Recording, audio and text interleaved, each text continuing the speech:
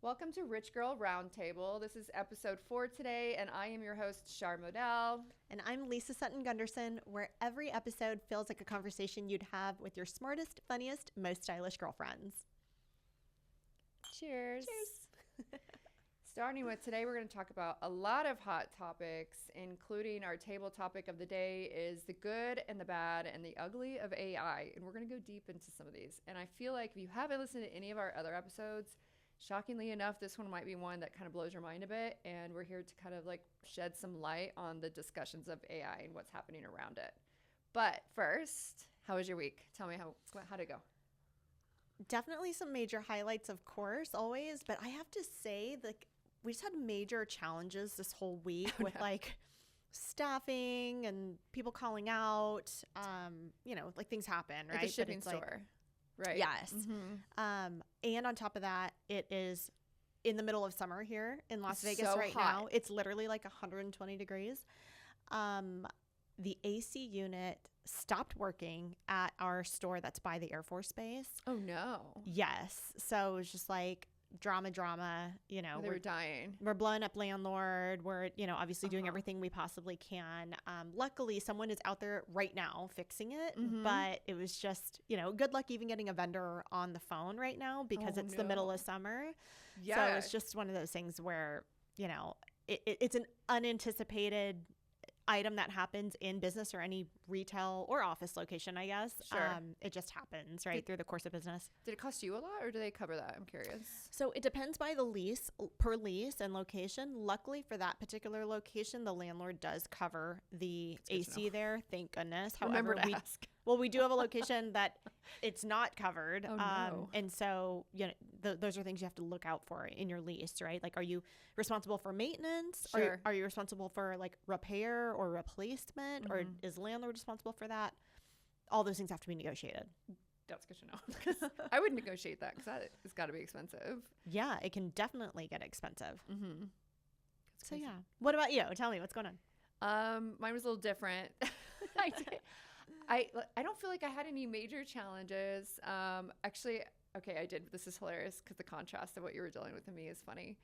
I went to, if you guys know Vanderpump, Lisa Vanderpump opened a hotel here, which is crazy. I think she's the first like influencer, reality star. I don't call her influencer. First reality star / businesswoman who's ever opened up a hotel, and especially here on the Strip in Vegas. So we got invited and we and some girlfriends and we went and it was a party. It was so fun. They had, they went all out, with the entertainment, and she gave a really good women power speech, and the who's who of reality TV was there. So like everybody from the Vanderpump shows were there. And for anybody that watches Mom Talk, cause like it was like a thing, like one of the girls that got divorced, she showed up with the guy that apparently she had cheated on her husband with. And we were like shocked because this was like, oh no, she was going to stay with her husband, and it was going to, I can't remember her name right now. on? Oh no, I have no reference to any of this. Okay, so this is where I come Other in. than Vanderpump. I'm the junk food girl, I will tell you. And she showed up with him, and it was like an ordeal. So I was like, oh my gosh, she's here with him. Like, I guess they're just out in the open now. Anyway, it was funny just to see them because I was just like watching those episodes. But towards the end of the night, one of my friends was like, oh, the backdrop of Vanderpump Hotel, stand on this pool ledge. Girl, like I was scared because I'm scared of heights. Like I never. But I went and I stood on it, and I stood so awkward, so the photo didn't come out well.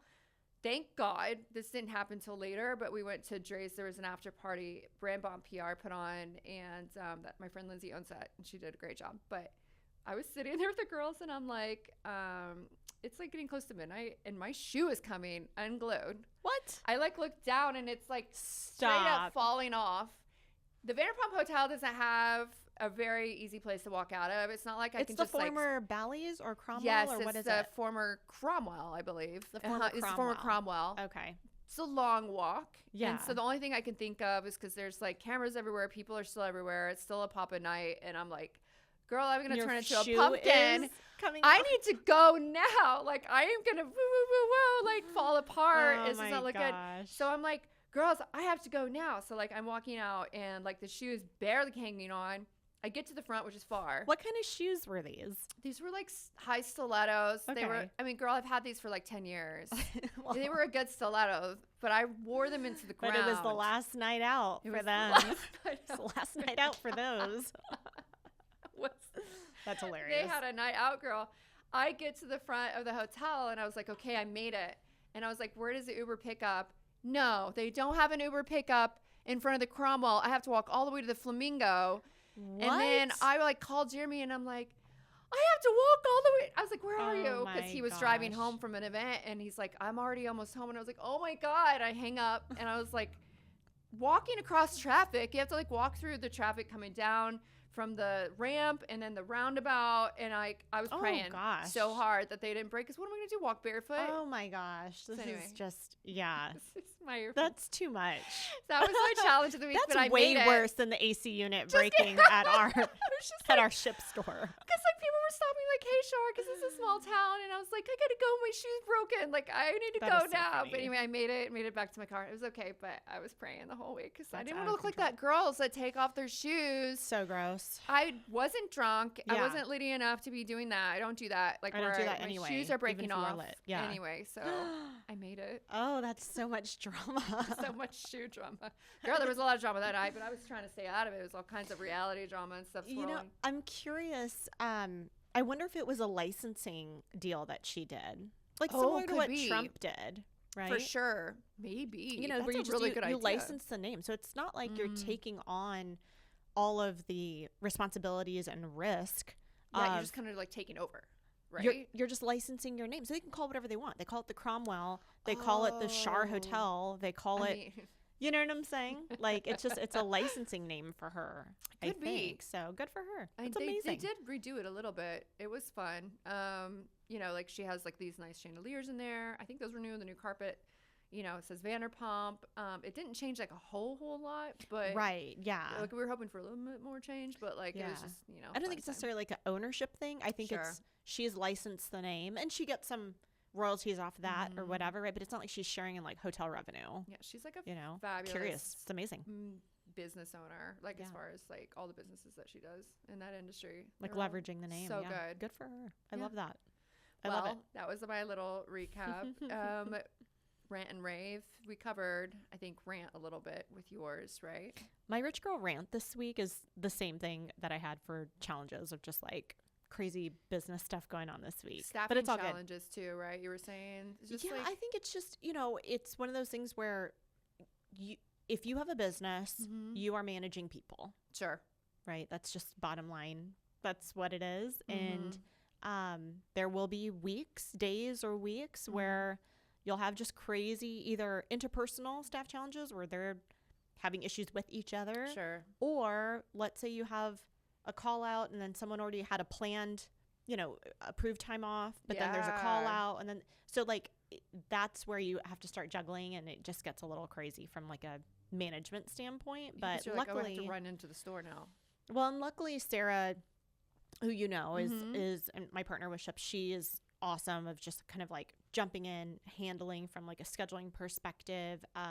Tori, one of our store managers, she's also really great with just like jumping in, getting everyone Yeah. on board. She's awesome.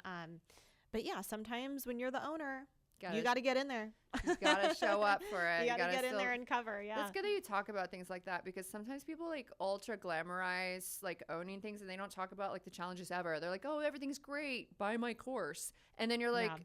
you're so transparent about the challenges, which I think are like pretty low considering like you've been able to manage them and all your other stuff, but they're there. And like you've been transparent about how to help your people through it in your community. For those who don't know, because Lisa also teaches mailbox money course and how to launch these shipping stores. And so she's not just out there telling them of like all of the great things. She's also telling them about the challenges because it can be a challenge. Yeah, I want them to be prepared. And sure. it's not even just, you know, this business, right? Like I said, just in business in general, Yeah. you're going to be managing people. Unless you stay small forever and it's just you and your business partner. Yeah. If you are going to grow and scale, you're going to be hiring people and managing them. Yeah. So what does that look like? It's literally a different chapter of the business. Yeah, for sure.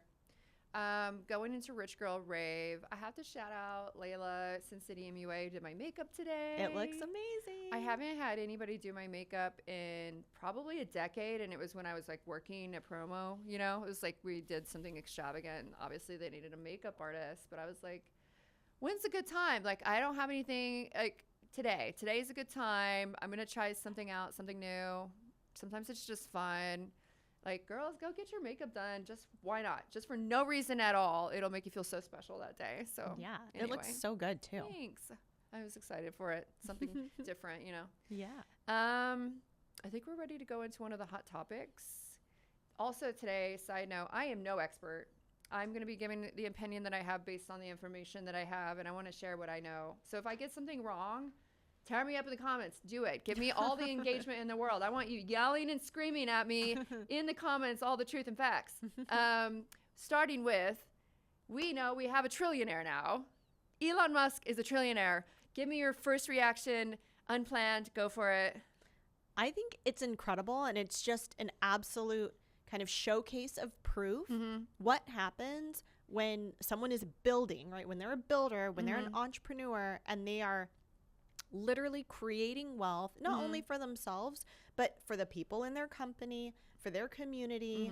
There's a book called Leave Me Alone and I'll Make You Rich. It is a book. It's literally called Leave Me Alone and I'll Make You Rich. And it's written by an economist. Okay. And essentially what the whole book is that it goes through historical examples from different societies and different time periods all around the world. Sure. And it basically looks at the fact that if that society is allowed to kind of build unrestricted, meaning there's not tons of layers of red tape and government bureaucracy and kind of things in their way, if they can organically build and take capitalism in its purest form of like building something from nothing, the GDP of that entire community goes up. Not just for the builder. Yeah.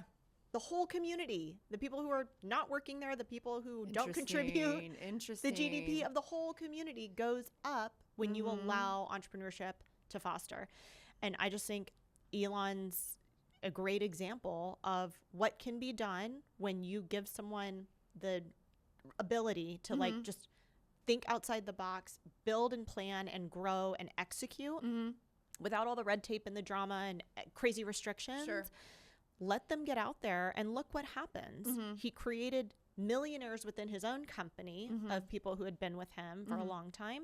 And then again, like the US economy, right? Like GDP for everyone goes up when you have these outsized returns happening because of the ability for them to build and grow and employ people and build something from nothing. I think there's also this, like people think that he's not paying taxes or something, that there's this idea that he doesn't contribute or give money in, and that he's just wealthy and he's just rich and he's taking all the money for himself and he should hand it out. And I'm like, we need a little bit more financial literacy, because a lot of people are sharing bad information. And so they hear Elon doesn't pay taxes, we pay more than him. Not true.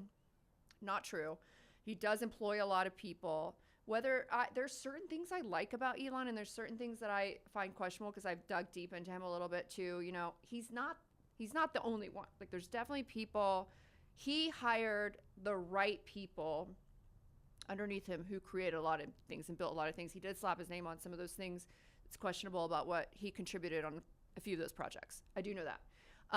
But that being said, just because somebody became a trillionaire, what you don't want is an immediate reaction of, they're evil. Like, no, I mean, like, because they're wealthy, they're wrong. I hate that like, response. Look so a little annoying. deeper, because honestly, even if they were, having that reaction to money will keep you poor, because you will always assume that somebody who's wealthy did something evil to get there. And they're very good, wealthy people out in the world who do want to help, who do want to employ, who want to, help people do better. And so I do want to read something, because, again, these may not be down to the wire in numbers, but I read something on Instagram, and again, like, open up your mind a little bit, because people are going, what about this? What about this? Like, he should be contributing more. I thought this was so interesting, and it really gave me like a clean perspective on sort of like what the world was thinking. Maybe they're going, okay, socialists are right. We should confiscate Elon Musk's $1 trillion to finally solve hunger in Africa. Except Africa has received $2.6 trillion in foreign aid since 1960, and hunger is still there. Right. And they say it again, except they go, Mom Donnie is right. We should confiscate Elon Musk's $1 trillion to finally solve homelessness. Except New York City already spends $81,000 per homeless person per year, and the homeless population is growing. It's exploding. Yeah, exactly. Yeah. It's a perfect example of you can't just keep throwing money at a problem that's Right. not going to fix it. And, even when, people are like complaining about, oh, they don't, billionaires and millionaires, they don't pay taxes and this and that. Here's what people forget. As a business owner, we pay what's called payroll tax. Oh, we yeah. have to pay that. Yeah, exactly. And essentially all that is a tax on the fact that we're employing people and paying them wages. It's so annoying. It's so yeah. But Yeah. like that's a reality, and it's just that's a cost that I pay that it, we you pay yeah, it. that's Yeah. a cost as business owners that we pay for the ability to employ other people and pay them. Like, guys, like there are so many costs that are associated. taxes. Yeah, there's so many Right. costs and taxes that are associated with running a business, and the business owner is the person, whether it's Elon, whether it's you, whether it's me, whether it's you. Sure. The business owner is the one who is taking the risk, who is taking the financial risk, who's taking the mental risk, the wealth risk, all those things to build this up and employ other people. And, if you're running a business, like not miss a paycheck, right? You aren't missing a pay period. Everyone's getting paid. You are the last to get paid. And there will be years that go by if you're building a business that you don't even get paid. Everyone else gets paid. You That's make so sure true. money comes in and that everything else is paid and everyone else is paid except you. Their And then it businesses- finally yeah. turns the corner. Well, and there are businesses that bring in millions a month, and they still don't make enough for the owner to take home a check. It depends on how much it costs to run that business. And that's where I'm like, look, we don't have a money problem in America. We have a leadership problem. Like, it's not because we ran out of money. Everybody's getting plenty of money. It's the leaders that are throwing it away at things or taking it home and pocketing it, or they're not putting it into anything useful. It's like, I don't think we have an income or cash problem. I think we've been sending out funding, and look at it. It just goes down the drain. Where is it going? It's not being used. So, yes, the bad leadership would love for you to assume that we have a money problem. So you will keep feeding into that, and they can keep taking money from the millionaires and the billionaires and the trillionaires, when really there's a lot of people pocketing it, and they're not getting the projects done that they promised. And while you keep getting mad at the person who actually is contributing, bad leadership is the one that is actually profiting from this. It's so bad. It's like, wake up, America, if you think it's a money problem. Like, it's not. Now, it's all impacting our money in our pockets at home right now, but it's not because Elon became a trillionaire. Truly, like, folks, whether it's Elon or even the small business owner that owns, your neighborhood mailbox store, these people are out there building, and they're employing people, and they're creating jobs, and they're keeping other families fed. You want them to have money. Correct. Otherwise, we won't have any work. Yeah, like you're keeping, right? These builders, Yeah. these entrepreneurs, these business owners, Elon included, they're keeping other families fed. So when I hear people, with their crazy, like, oh, billionaires shouldn't exist, trillionaires shouldn't exist, like, it's just nonsense. It doesn't make sense. Yeah. And truly, that's that person's own limited beliefs on that they could never achieve something that great and that grand and contribute that large in society. So they want to tear down someone else who has. It's true. And honestly, if you don't know how to manage $20, you won't know how to manage $2 million. It won't matter how much money somebody gives you until you understand money and like the value of it and how to stretch it, how to invest it, how to build with it. And you've got to educate yourself a little bit better. And I know that there are people that have access to more resources. Sure, maybe they inherited some. We didn't all get a silver spoon in our mouth when we grow up, and that's just life.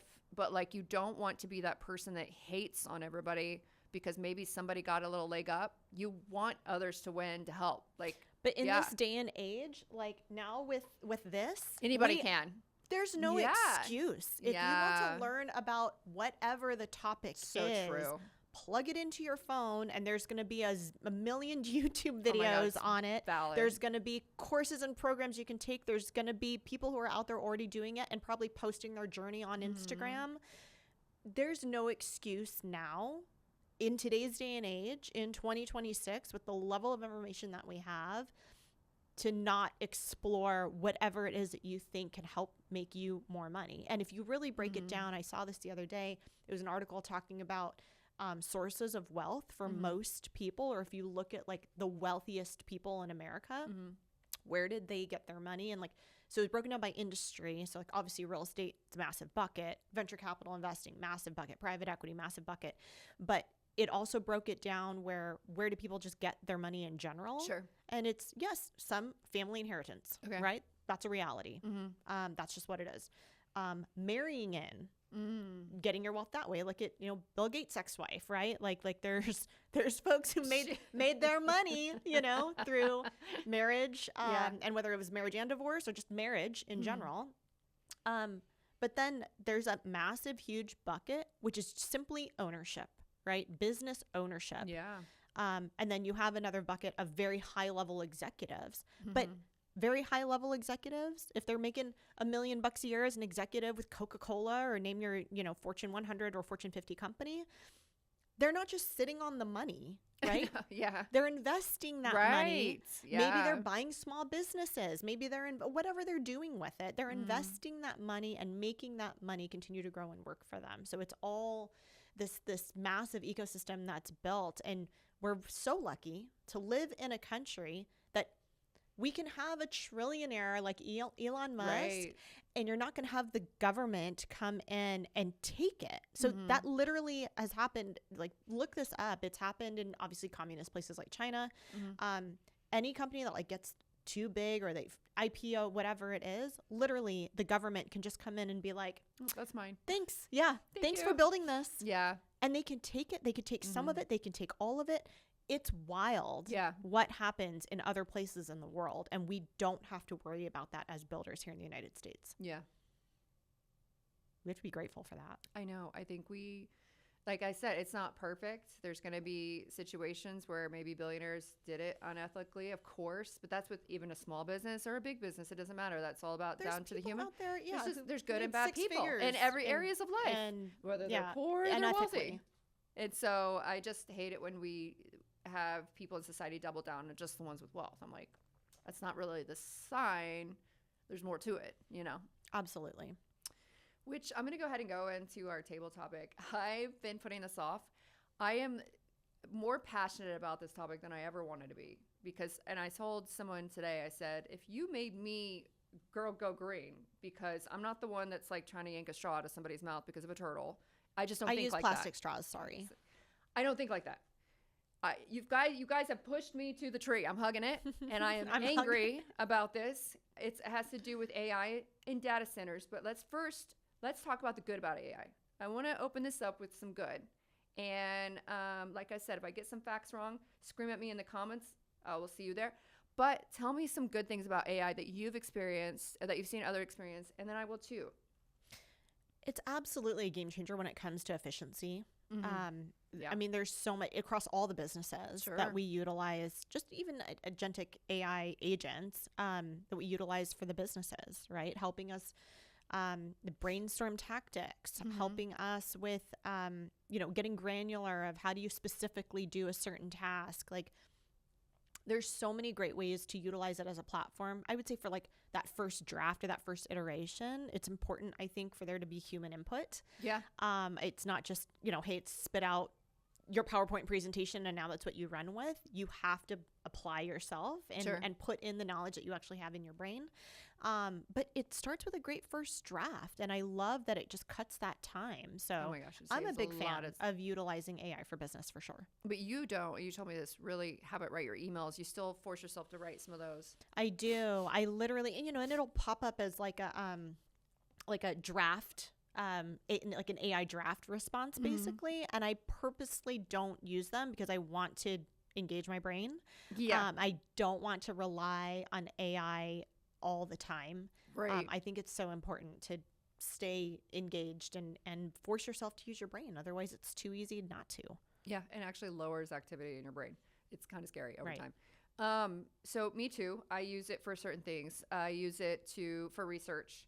When we're working with clients, we're looking at content that did well. We're looking at the audience response. We're looking at some of the pain points of the clients that we're trying to reach. We dive deep, and it will be like 20 pages of worth of information that we'll plug in. And then I will build plans for content, YouTubes that we're filming, lead magnets that we create. We use it a lot for that. It's like sort of like research, and then what do we develop and create for our audience, and how did something perform? And it's hard, it's hard for me to process 100,000 pieces of content. And there are, Manus can do this as well, different AI tools that can, and it can actually give you like buckets of, these are the topics that really reached people, these didn't, this is where the conversion was, this didn't do well. It really helps us make a game plan based off data. So I love it for data and research. I think it's excellent for that in organization. I have like all these notes that I have across the board when we're doing launch plans, and I plug it in there to organize it for me so we can build out a launch plan, helping clients launch on social media.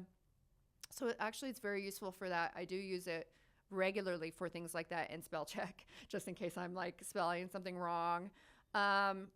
So there are good things. And I have friends that even they create a clone of them, and it will go through their emails, and it will even find people that were like warm leads they forgot to respond to, and it will help them like draft responses to these people.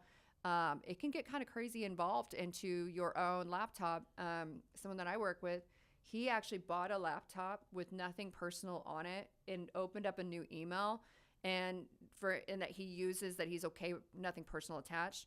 And he installed a clone there only because it will go through anything on that laptop. And it's been responding in Slack as him. Wow. And then he goes through and makes sure that the response is correct. It is crazy. It's a little wild. Kind of scary, really, when you think about it. But very cool as to the capabilities. So I understand the value of AI. I use AI. I even teach AI a bit. But I do feel like AI is Pandora's box. I feel like it's something that we're all very excited about that we opened. And I feel like later we're going to probably regret quite a bit of it. I think it's something that may have, just because we were able, doesn't mean that we should. And I can see some of the repercussions maybe even happening now.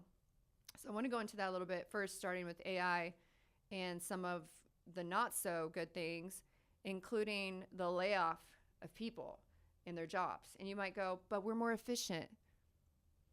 Just because you can doesn't mean it's good. Doesn't mean the shortcut. Think about it in life. When is the shortcut ever good? Yeah. But I think too, like, especially with like the layoffs, I mean, Meta, for example, right? You saw the headlines, like 8,000 layoffs, this and that. And I actually have a girlfriend in Texas who was affected by this. Okay. And she had worked for Meta for years on the cybersecurity side. And she was one of the people that was part of that 8,000 layoff. And so she was surprised, I do think, though, like, it's convenient. AI is a convenient catch-all for especially these larger companies and even smaller companies, I guess, too, to be like, oh, perfect. Like, it's time for workforce reduction, and let's go ahead and just say it's because of AI.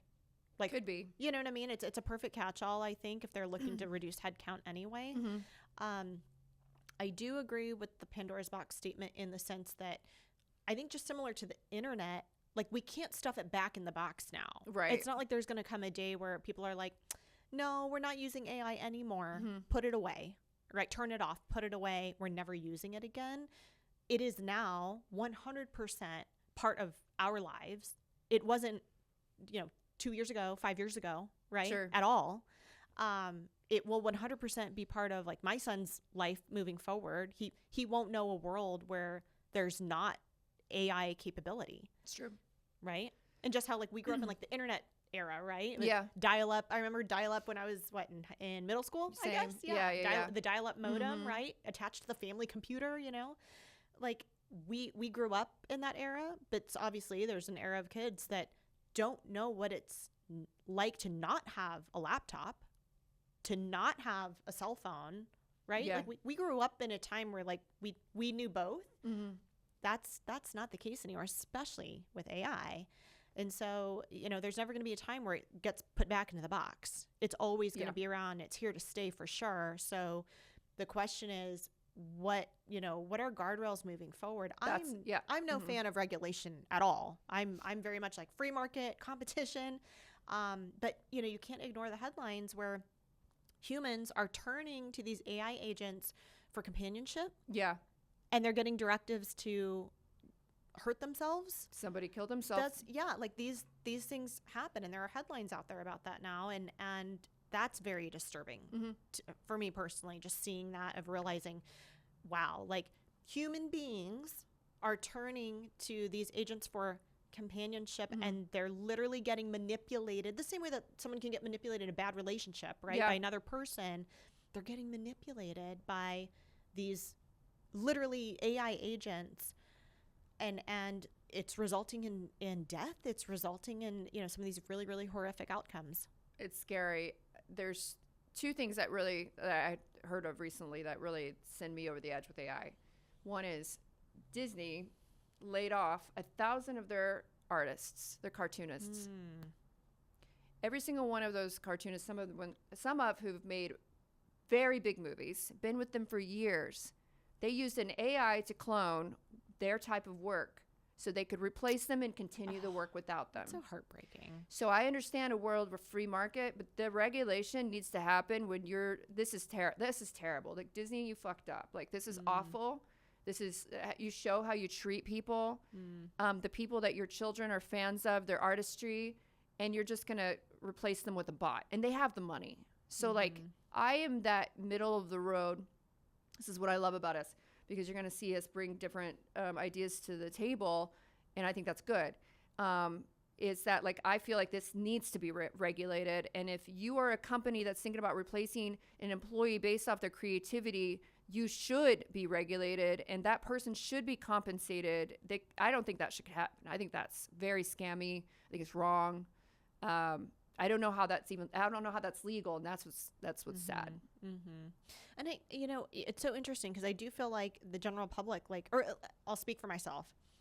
If I'm on a social media platform, let's say I'm on Instagram, and I get served an ad from some company and it's clearly AI, to me, like, it's kind of annoying. I hate it. I don't want to see some like AI generated whatever, or even like an AI influencer.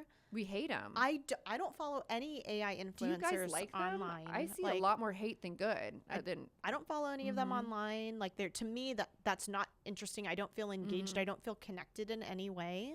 So I don't care what they're talking about, or what they're hawking, or what they're sponsoring, or whatever, because it's literally not a real person.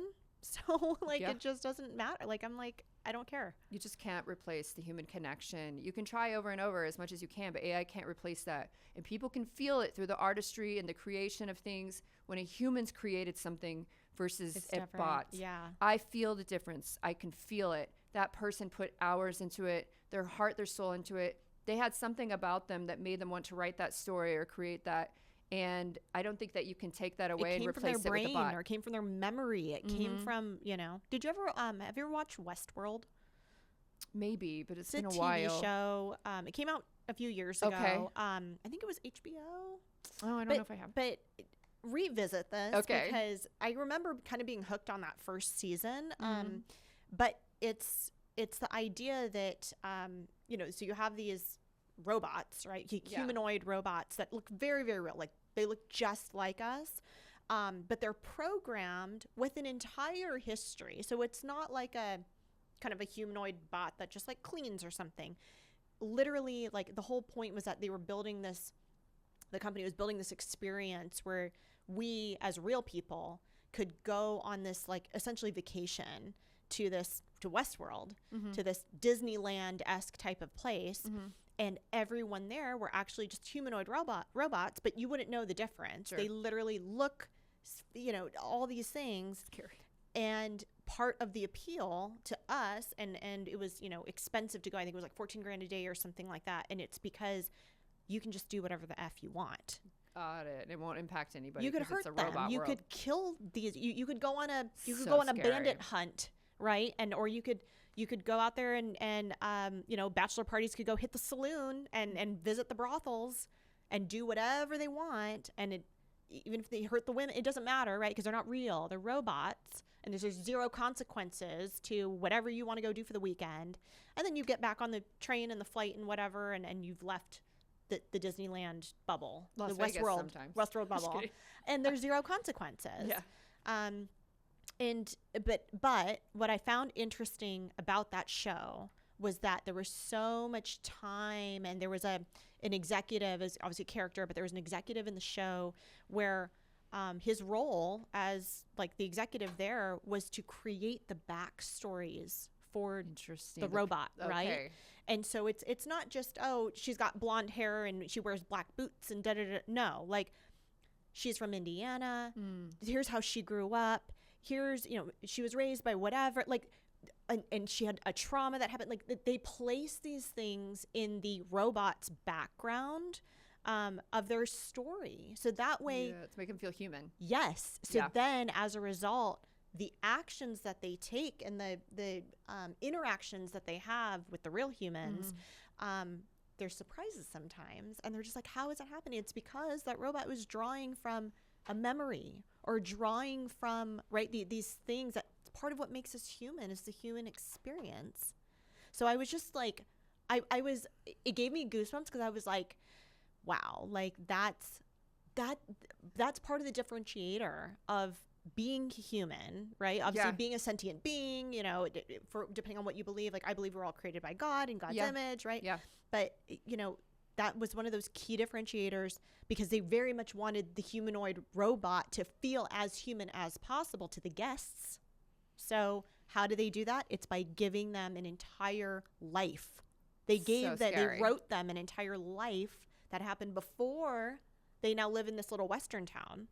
It feels like predictive programming at this point. Right. It's kind of scary because a lot of the things that we used to like hee ha ha about in the movies, and then it's like happening, and then we're like, oh shit, was that like a warning? Like, do I need to go back and watch The Simpsons again to figure out what's going to happen next? Like, I don't know. Watch this show. It's called Westworld. I will check into it. But and another thing, how is it not regulated that people can turn, for example, like Taylor Swift or somebody, this came out, somebody made a pornographic version of her with AI. And so I know Paris Hilton's fighting the laws on that because I think she was a victim too. A lot of celebrity have been victims. Children have been victims. You have to be careful showing your child's face on social media. It's a whole thing. And but like there's no regulation. How is that not okay? Like how violating that is. And especially, men and women, especially to women, because it's happening obviously tenfold with them. And people get angry or they don't have their way. And then they just like create something of them to embarrass them, humiliate them, also shame them online or something. Yeah, and make them feel violated. How is that not regulated? Well, I think it's not like allowed per se, but the question is, what is the consequence, right? We just don't have it written yet. They're like trying to pass a law. Like, what's the now. consequence? Yeah. And then also, really, it just comes down to, for evidence, right? We used to need a picture as proof. We used to need a video as proof, or like, if something got caught on camera, that was the smoking gun, right? Like that was the evidence that was needed to be able to persecute or to pass judgment or whatever. And now, if you are presented, if someone says to you, hey, Shar, I'm just going to, make this up, right? But hey, I saw Jeremy out last night, and you're like, no, there's no way. Like, well, no, I have a video. I have a video of him dancing with some girl. Like, you know what I mean? They absolutely, like, there could be an AI generated video that obviously is not based on real circumstances and wasn't taken live in any way. But now a video could be generated, and it's like, what do you trust this point, right? It's so true. Because you can't rely anymore on photographic evidence. You can't rely anymore on video evidence. Yeah. What do you trust when it comes to secondhand information and someone trying to prove that something happened or didn't happen?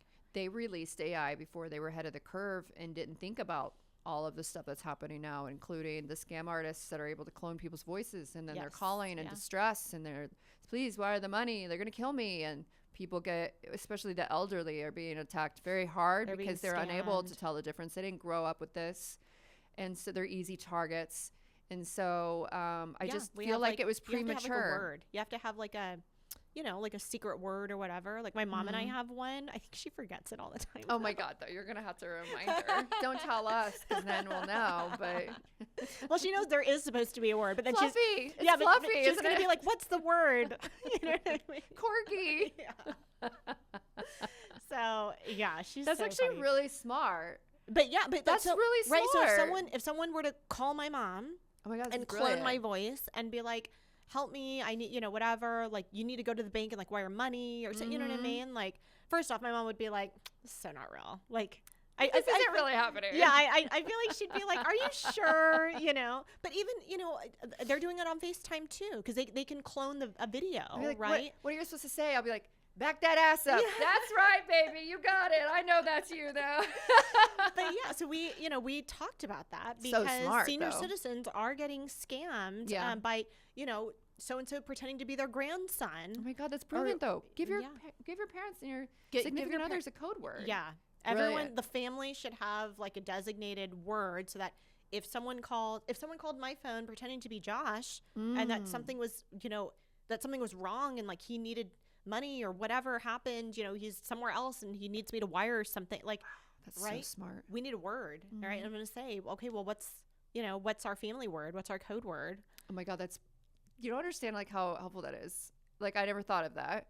And I didn't wow, come up like, with it. I saw this somewhere else, but it yeah. doesn't matter. We're gonna this. People should do this. Yeah, Like, no, we it's need- helpful yeah, though. yeah, Yeah, you should absolutely have a code word with your family or even with your close friends that Mm.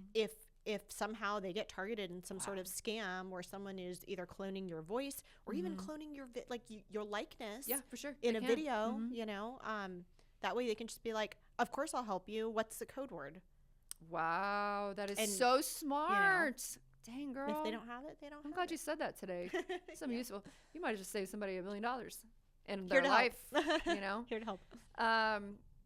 I want to talk about data centers, and I feel like there's such an uproar, especially here right now locally. And okay, maybe this is part of my rich girl rant. I can't put grass in my own backyard. We talked about this before. I can't put grass in my own backyard, and yet I think it's the county approved another massive data center on like over 80,000 acres. yeah, I think it was like a $52 million project or something I saw. And, you know, obviously there's all this information out there about like how much money and it takes and how much water it uses and how much energy it uses and all this stuff. And I'm like, I can't put grass and certain trees in Can't my have a patch own of grass. backyard because of the water issue. Oh, they're And going to yet- argue. Oh, it's using reclaimed water. It's not going to use the water that much. Listen, okay? Even though it's not using the amount of water another one uses, the evaporation alone is a ton of water. It still needs water to cool. You can tell me all you want all day long. I It's know. not using it. It's still using energy and power. It's still pulling from our resources. It's still going to heat up the city. There's still a lot of questionable data around of being safe near it. Like, we don't know how much EMFs are being put off. Can that actually impact you? The noise killing the wildlife around you. It's not just they said they're going to use reclaimed water. We're going to recycle, whatnot. It's not going to use that. There's so much more to it than that. And it's just not here locally. I mean, it's like this is an uproar across the country. World, really. Yeah, it's like across the becoming world, across yeah. the world. But we're just, what's happening right now is it's an AI boom. And in order to feed the boom, they need these data centers. So every little, how are you doing today, ChatGPT? There goes down a tree and some water. It's kind of freaking sad. But I'm just saying, on a literal sense, that little conversation you're having is actually having an impact on our environment. See, you guys turn me green and I'm tree hugging now because in Utah, Kevin O'Leary, who we used to have respect for, now not so much. Oh, he's a Shark Tank judge. He is out of Canada, is wanting to, I think it was, oh my gosh, it was the size of Manhattan. It was going to be the largest data center that he wants to build in Utah. Utah's fighting it tooth and nail. You're taking our farmland and you're wanting to place a data center that we don't want here. Sure, let's put it in the U.S. It's not even my country. Why not? It's going to create jobs. It only creates jobs during the building, and then a lot of those jobs go away. Now you have this massive data center who's destroying our farmland, which we're actually lacking right now. But we have to stay ahead of China. They quit selling the farmland to China to begin with. You can't come at me, bro, with that. Yeah. You've never cared about China before. You've been selling it for ages. Now you're trying to say, we have to stay ahead of the curve. They do that every time they want to pass something. We have to stay ahead of the curve because they're building a nuke. We have to stay ahead of the curve because China has AI. That is not why they're doing it, guys. They've been using that as an excuse and a blanket statement for years. And while they're tearing down our environment and making billions of dollars, we're the ones that are going to have to live near the aftermath because they're not building a home nearby. And I think the solution to this, because She has a solution. I have a solution. Go for it. And my solution is data storage and data centers off planet. Now, hear me out before it sounds like science fiction, Space Cadet. Literally, the Veteran Fund, we have invested in a company called Lone Star Lunar that's already been doing this. And they started with just storage, what they call off-planet or cislunar storage, where storage, large, huge amounts of data are placed on satellites. Okay. And those satellites are either on the moon or they're cislunar, meaning they're in that space in between Earth and the moon. Yeah. So they're floating around, right? And they're orbiting. And then the key with that technology is making sure that the data is safely secured and it's able to be transmitted anytime, back and forth, right? Okay. So you store it, it goes up, and then you want that transmission obviously to be available anytime. And they're having success doing this. They caught a ride with SpaceX on a couple of different moon missions before. Okay. They're continuing to do this. There are other companies in addition to Lone Star that are building this and starting to invest in this. Now Elon and everyone else is too. So I think that's really going to be the answer of being able to continue the AI usage that we're doing. And obviously it's only going to grow and continue more. So the question is, instead of tearing up our own farmland and agricultural land and all of that, why are we not more focused on supporting the companies that are building this for off planet? Eventually we can get to a point where there will be data centers on the moon. There will be entire ability to live as a community on the moon. I think NASA has, look this up, NASA has a plan. I want to say it's the 2040 plan or something. NASA put this out, and essentially, are you familiar with the biosphere down in Tucson, Arizona? I'm not familiar with that. So there's this project called the biosphere. I went to college down there, and I grew up 70 miles southeast of Tucson, and so the biosphere pulling it up is essentially an ecosystem that's artificially created, right? So obviously Tucson is desert, but they built this entire structure, and inside of it, now it's humid, and now it's this and whatever, and it's because they've built this protected structure. They're looking to do the same thing.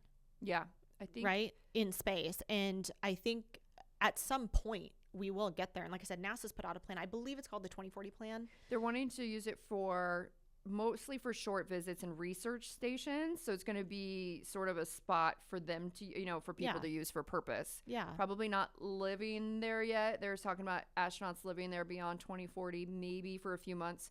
So it's headed that direction. But I think you're definitely onto something. And it's the why not is because the people that want to profit from it want to just build and do it quickly. And they don't want to wait. Right. And they're not part of those projects. So they're not going to profit from them. Mm-hmm. But why doesn't the government step in and slow it down so we can do something that's not so destructive? Again, somebody's making money, usually is the answer. But I think it's brilliant. You're ahead of the curve. We discussed this because I was telling you, I can't believe how much of my life I think about two things: AstroTurf and the grass being taken away, and data centers taking away our land. And I don't want to think about that, girl. Yeah. I'd rather be thinking about the latest Louis Vuitton bag. I'd rather be thinking about, but I can't shut up about it because I just see this downward spiral of what this could be for all of us. We don't even know. And so I commend you guys for being ahead of the curve. That's crazy. It's crazy that I'm on a podcast with my friend And she's like, oh, no big deal. We're working on something that could solve this problem. Again, nonchalant. Is, but we're But I supporting know, them. but you're still a part of the growth of it. You know, in some aspect, you're involved. Yeah. And that's massive. And I think we need to have more of these conversations. The problem is we're not. And everybody's wanting to educate people on how to use AI, and they're pushing AI. And for all of you out there, I know you have a platform and you're pushing AI, and you don't talk about these things. You're crazy irresponsible, and you're part of the problem to not be having these discussions that we're having today. People need to be talking about it more so that way we can find a solution, you know? Yeah. I mean, even what Elon wants to do with, like, you know, putting colonies on Mars, like there's an entire push, and I think we're only going to see more and more of it as things continue to progress. Sure. To go off planet, to be able to essentially expand resources and not continue draining our own the resources that are here. Yeah. And like, that's what I'm saying. I wish there was like a law. And you know what happened is Utah, and I'm just using Utah as an example. It's happening here in Las Vegas, Nevada, and other places. Utah was raising so much hell over it, and they put it off for 30 days. Oh, 30 days. 30 days, guys. Let's think about it for 30 days. And then they were right back at it. I was going to read a couple of facts on here just because, again, I'm no expert. I'm just somebody impacted by it like you and I. It was saying the energy that powers 50,000 homes in Lake Tahoe is now being diverted to data centers. It's affecting Lake Tahoe. They don't even know what they're going to do about the power. They were told, we're going to have to divert it. It's going to have to come to the data center. We don't know. There's going to probably be power outages. I don't know. That's not a place you want a power outage in the wintertime. So well, this is the United States of America. That's not a third world country. We shouldn't be having power outages anywhere on a consistent basis. No. I mean, data centers it's use insane. 22% of Nevada's electricity in 2024 and could reach 35% of our electricity going to a data center. Oh no, it's just a gallon of water. It's not doing anything big. It's like a Georgia data center used 29 million gallons of water they weren't even billed for it. The residents were told to conserve. Under the loophole. It's a government project. Why not? AI data center. By the way, we hit 734 million gallons of water across all of our data centers. I had looked up, and we don't use that much water. Oh, okay. Do some research. I'm not just talking about one. I'm talking about all. No, it's a hot topic for sure. People are definitely up in arms about it all around. I'm up in arms. Shar is up in arms. Well, without, it's definitely not without good reason for sure. But I think what's important is channeling and focusing in on, okay, well, there has to be mitigation. There has to be solutions. Like, how can we start directing some energy towards that? Because this is a universal problem. People are upset about it. It doesn't matter what your political affinity is. It doesn't matter if you live in an urban area or a rural area, because it affects both. Mm-hmm. It doesn't matter what state, because it's happening in every state. I mean, this is something that I think just we, the people, can really mobilize behind and have discussions about, number one. And then number two, helping support these great private sector companies that are out there that are building and coming up with actual real solutions that are not only going to help us, but like our future families and our future communities, because AI is not going away. Just like we talked about the Pandora's box. Mm-hmm. No one's stuffing it back in the box and closing the lid and saying, okay, well, we're not using AI anymore. That's never going to happen. It's just like the internet, right? Mm-hmm. Like, internet's here to stay. We're not getting to a point, we don't use it anymore, barring, I guess, whatever happened to the dinosaurs, you know what I mean? Like, unless something like that happens, internet and AI are here to stay. So we, the people, we have a great opportunity here to support private sector that is out there building the technology that is going to help advance America forward. That's why I support you. I think we just need to get more vocal about it, though. Like, put the pressure on. Even Switch's owner, his public information on the website. Just go ahead and look. You're welcome. And I just see it expanding. And the thing is, the water quality has been dirty around these data centers. People were getting water out of the faucet. It was dirty. Like, I just don't want to get to that point where we are experiencing like an Erin Brockovich situation she's on again. It too yeah, right I know. Now. I saw. She's on it. And so I just want to pull awareness to this, because it's an unsexy topic. It's not something that I want to be talking about. Rather talk about the Vanderpump party than data centers. But like I said, if you pushed me Girl Gone Green, that means like you guys have really pushed it to a certain point where I'm like, what? I mean, it sucks because I do feel like the data center in general, not like new when they're building or just, I'm just speaking in general. The data center, of course, it's necessary. We need it to be doing all the things that we're already doing with AI. I understand right? that. It's needed whether you think it's evil or not, but even if you think it's a necessary evil, because it's needed, like I said, the next question has to be, well, what can we do about it? Yeah, right? that's true. How can we help? It's not that we're just going to like, because even if you got every elected official all around the country to say, no, like we're banning data centers, even if you got that to happen, that still doesn't actually solve the problem. Right.